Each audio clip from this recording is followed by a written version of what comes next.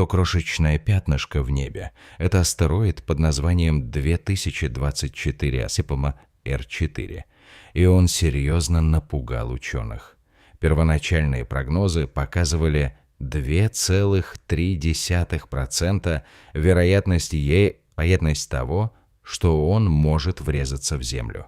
Это может звучать мало, но для объекта, достаточного по размерам, чтобы стереть с лица Земли целый город, этого было достаточно, чтобы забить тревогу.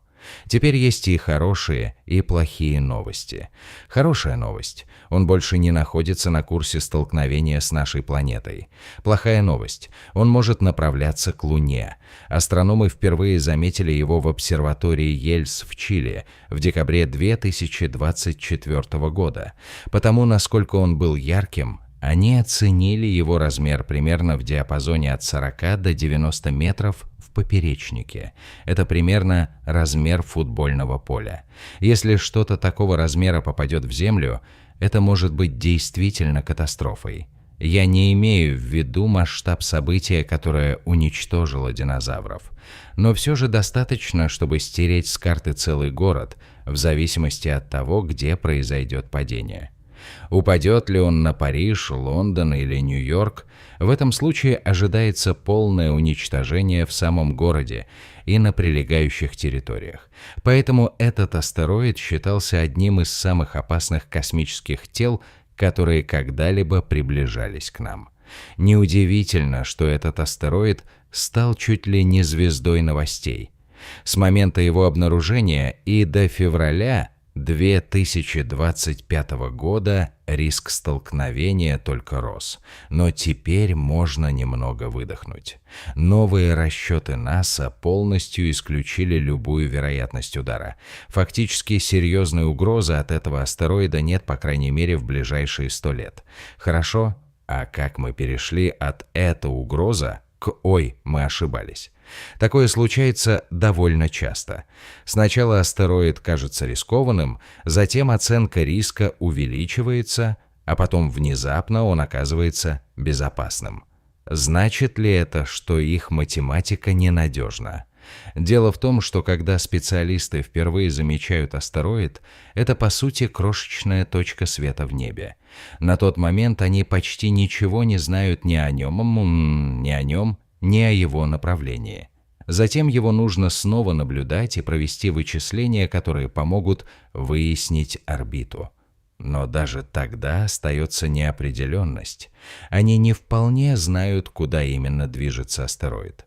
Поэтому возникает так называемый коридор риска, огромная область, через которую он мог бы пролететь.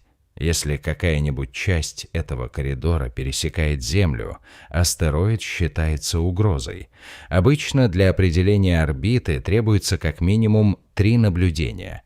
По ним вычисляют основное, с какой скоростью он движется и в каком направлении. Часто, по мере накопления данных, зона риска все еще пересекает Землю, поэтому сначала кажется, что угроза растет.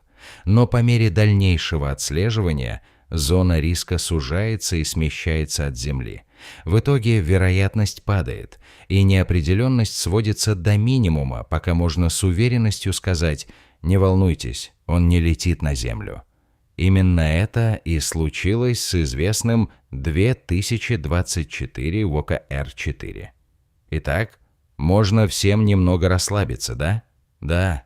Мы знаем, что 2024 ЕКР-4 не врежется в нас, но он может столкнуться с Луной. Сначала прогнозы оценивали вероятность такого события в 1,7% в 2032 году.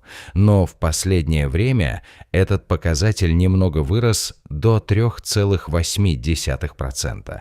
Если он действительно попадет в Луну, для нас это не будет опасно. Удар не вызовет ударных волн, которые почувствовали бы на Земле, и Луна не расколется пополам. Эксперты говорят, что ничего по-настоящему шокирующего или тревожного не произойдет, но это было бы потрясающее зрелище. Удачный шанс наблюдать лунный импакт. Если повезет, мы можем даже зафиксировать точный момент столкновения. А если пропустим, все равно увидим появление нового кратера на нашем естественном спутнике. Подобные события для Луны довольно обычны, потому что у нее нет атмосферы, которая могла бы защитить ее от входящих обломков. На самом деле каждый год регистрируется сотни заметных ударов. Видите эти яркие вспышки на снимках? Это реальные кадры столкновения астероидов с Луной. Но специалисты не сидят сложа руки, они годами следят за лунными импактами. Например, Европейское космическое агентство ведет проект под названием «Нелиота», где с помощью мощного телескопа в Греции отслеживают такие вспышки. Они зафиксировали более сотни маленьких взрывов от космических камней, ударившихся о Луну. Есть также миссия Люмио, малый спутник, который считает лунные вспышки на обратной стороне Луны, той стороне, которую мы не видим с Земли. Эти наблюдения помогают ученым понять, как часто Луна подвергается ударам и как это может повлиять на астронавтов и лунные базы. Теперь 2024 год и Р-4 может оказаться особым случаем, потому что большинство объектов, сталкивающихся с Луной, очень малы. Мы никогда не наблюдали столкновения с чем-то крупнее примерно 50 метров. Если YR-4 все же попадет в Луну, это может стать поистине впечатляющим зрелищем. Поэтому, да, ученые отчасти надеются, что это произойдет. Но 2024 YR-4 не единственный астероид, находящийся сейчас на радаре. На самом деле есть еще довольно много других, классифицированных как потенциально опасные. Это значит в простых словах, что они потенциально могут причинить нам проблемы. Во Вселенной миллионы крупных космических камней, в основном они находятся в поясе астероидов между Марсом и Юпитером, но лишь немногие сбиваются на близкие к Земле орбиты, и еще меньшая доля действительно представляет реальный риск. НАСА относит к объектам, близким к Земле, Near Earth Objects, те астероиды, орбиты которых проходят в пределах примерно 30 миллионов километров от Земли. Внутри этой группы есть меньшая подгруппа крупных тел, которые проходят особенно близко от нас. Если одно из таких тел попадет в Землю, последствия могут быть серьезными. По имеющимся данным, нам известно как минимум о примерно 2500 таких больших астероидах. Но хорошая новость в том, что специалисты не ожидают, что кто-то из них в ближайшее время врежется в Землю.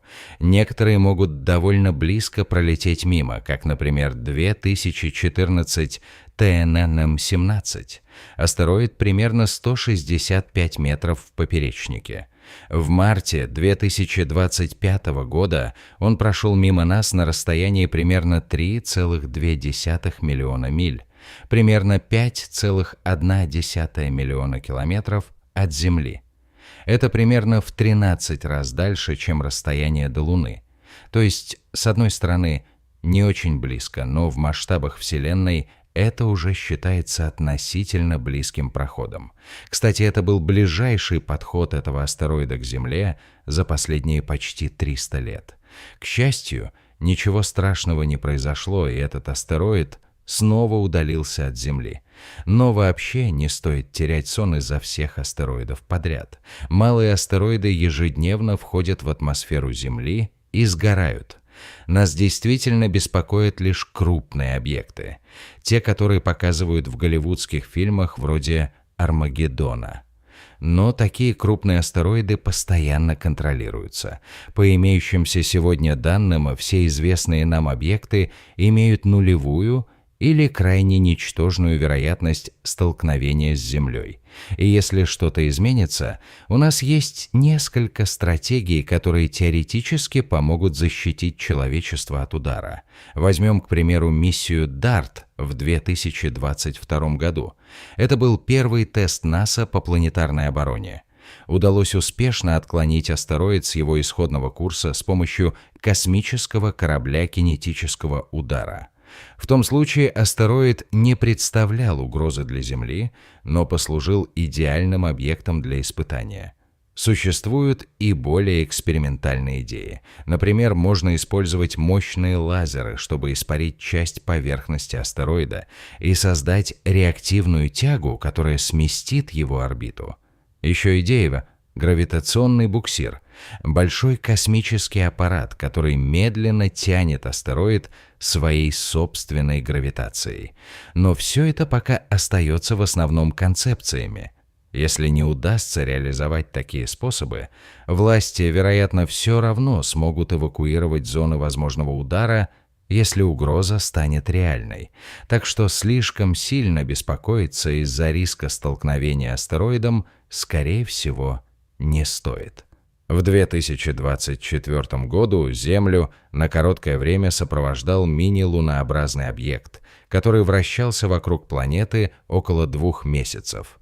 Постучался, сделал несколько кругов и затем, как вежливый гость, удалился, продолжив путь вокруг Солнца.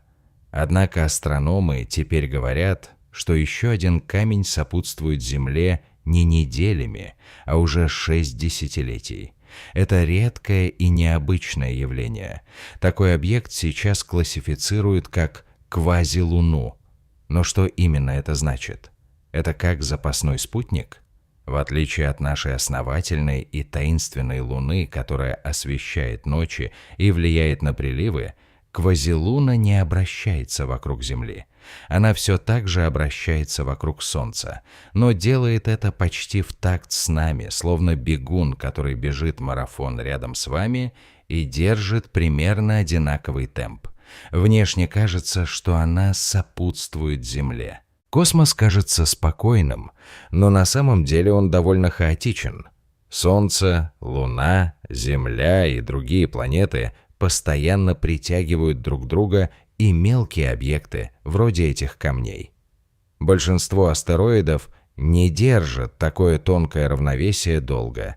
Их либо подталкивают на новую орбиту, либо притягивают ближе к Земле, либо выбрасывают в далекое пространство. Поэтому нам повезло видеть более 1-2 таких объектов одновременно. Большинство просто не в состоянии удержаться на подобной сопровождающей орбите. Эти объекты относятся к более широкому семейству, называемому коорбитальными объектами. Астрономы подразделяют их на несколько типов в зависимости от движения относительно Земли. Но в отличие от настоящей Луны, эти гости не задерживаются с нами навсегда. Некоторые остаются десятилетиями, другие – столетиями, прежде чем их из баланса выведет гравитация какого-нибудь другого тела. Можно представить это как собаку, которая подбежит к соседу, услышав запах бекона, а затем вернется. Еще одно отличие квазилун – их размеры. Большинство из них крошечные, размером с дом или меньше. Они также такие тусклые, что могут прятаться среди звезд и оставаться незамеченными. Тем не менее, они важны. Изучая их, астрономы узнают, как движутся небольшие околоземные объекты и как долго они могут оставаться под влиянием земного притяжения. Квазилуны находятся ближе по своей траектории, чем другие астероиды по схожим орбитам, и до них было бы проще добраться. Возможно, однажды их будут использовать как перевалочные пункты для освоения космоса. Земля уже имела несколько подобных попутчиков. Один из самых известных – 2016 год, номер 3, прозванный постоянным спутником Земли. Он всего около 90 метров в поперечнике, но держится рядом с нами почти столетие. Исследователи предполагают, что он может оставаться с нами еще столетиями. А что насчет недавно обнаруженного? Ученые обозначили его 2025 ПН-7. Как уже сказано, он находится с нами около 60 лет и, вероятно, еще около 68 лет останется в подобной конфигурации. Долгое время он оставался незамеченным из-за своего малого размера, всего около 19 метров в поперечнике, примерно длина дорожки для боулинга. Это также отвечает на вопрос, сможете ли вы увидеть его невооруженным глазом? Вряд ли. Он слишком мал и тускл. Его происхождение в значительной степени остается загадкой. Астрономы еще не определили его состав. На данный момент известно с уверенностью только его движение. Некоторые квазилуны – это просто околоземные астероиды, оказавшиеся в подходящей орбите. Другие могут быть фрагментами самой Луны. Например, есть квазилуна Камоа-Лоея, отражающая свет почти так же, как лунные образцы, привезенные из миссии Аполлон. Из-за этого некоторые исследователи предполагают, что она может быть обломком от древнего крупного удара по Луне. Еще один пример. 2024 ПТ-5, временная мини-луна конца прошлого года. Анализ показал, что ее поверхность по отражательным характеристикам похожа на лунную базальтовую породу, что также указывает на возможное лунное происхождение. Как же квазилуны удерживают свое космическое равновесие? По сути, это орбитальная иллюзия. Помните, ПН-7, как и другие квазилуны, на самом деле не обращается вокруг Земли. Для наблюдателя кажется, что камень рисует ленивые петли вокруг траектории Земли, словно каракули в пространстве. Однако он никогда не сильно отстает и не улетает слишком далеко. Астрономы называют это соотношением 1:1 резонансом. Другими словами, этот объект делает один оборот вокруг Солнца за то же время, что и наша планета. Еще один любопытный вопрос. Если эти псевдолунии так близки, почему мы не притянем их гравитацией? Особенно учитывая, что они маленькие и кажутся близкими. Дело в том, что хотя они входят в группу околоземных объектов, квазилуны на самом деле не настолько близко. Наша Луна находится примерно в 384 тысячах километрах от нас. Эти же попутчики движутся вокруг Солнца на расстояниях в миллионы километров, значительно за пределами того региона, где доминирует земная гравитация. Такая зона влияния Земли называется ее сферой Хилл, областью, внутри которой притяжение Земли сильнее, чем у Солнца. Можно представить земное притяжение как пузырь радиусом примерно в 1 000 000 миль. Все, что внутри этого пузыря, может быть захвачено, как наша настоящая Луна. Шаг за пределы, и выигрывает Солнце. Именно это произошло с ПТ-5. Он зашел внутрь сферы Хилл и временно стал мини-луной Земли. Но, будучи маленьким и быстро движущимся объектом, он вскоре выскользнул обратно, и Солнце снова перехватило его. Кроме квазилун и мини-лун, есть еще один тип орбитеров, так называемые подковообразные horseshoe-орбитеры. С нашей точки зрения они выглядят так, будто обгоняют нас, замедляются, затем отстают и снова возвращаются, повторяя цикл. Если вы проследите их движение относительно Земли длительное время, траектория образует гигантскую форму подковы, поэтому и название. И это только основные типы коорбитальных объектов. Есть еще троенции – камни, которые прячутся далеко впереди или позади нас по орбите. Они не следуют рядом, как квазилуны, а занимают две особые точки примерно на 60 градусов впереди и позади Земли. Представьте, что вы едете на велосипеде, и у вас есть друг далеко впереди и еще один далеко позади. Оба едут той же скоростью. Эти места называются точками Лагранжа, уютные участки, где гравитационные силы Земли и Солнца уравновешиваются. Если объект попадает в такую область, он может находиться там миллионы лет, не улетая. У Юпитера, например, таких бездельников множество. У Земли их существенно меньше. Существуют также бобовидные, тадпол-орбитеры, которые не сидят неподвижно в точке Лагранжа, а колеблются вокруг нее в ленивых бобовидных петлях. А еще есть прыгающие троицы, нерешительные объекты, которые за тысячи лет перескакивают с передней позиции на заднюю и обратно. редкие, странные и в то же время потрясающие. Таким образом, хотя у Земли лишь одна большая Луна, у нас есть целая шайка навязчивых космических попутчиков. Некоторые петляют, некоторые отстают, некоторые прячутся в углах. Теперь подытожим суперсилы нашей Луны. Она влияет на приливы, замедляет вращение Земли и помогает стабилизировать наклон земной оси. Без Луны наши сутки были бы короче, ночи темнее, а сезоны гораздо более хаотичными. Луна также действует как гигантский щит, поглощая или отклоняя часть космических камней, которые в противном случае могли бы удариться о Землю. И не забудем ее культурное влияние. Луна вдохновляла мифы, календари, любовные песни и миллионы меланхоличных прогулок посреди ночи. Квазилуны с этим не сравнятся. Тем не менее, они важны по-своему. Каждая новая обнаруженная квазилуна помогает ученым понять, как эти маленькие камни выживают в космическом хаосе. Изучая окружающую среду, мы также узнаем больше о себе. Они оттачивают наши навыки обнаружения и помогают улучшать модели движения. Так что, хотя они и не будут светить в ночном небе, они тихо помогают нам лучше понять наше причудливое космическое соседство. На этом все на сегодня. Если вы утолили свое любопытство, поставьте видео лайк и поделитесь им с друзьями.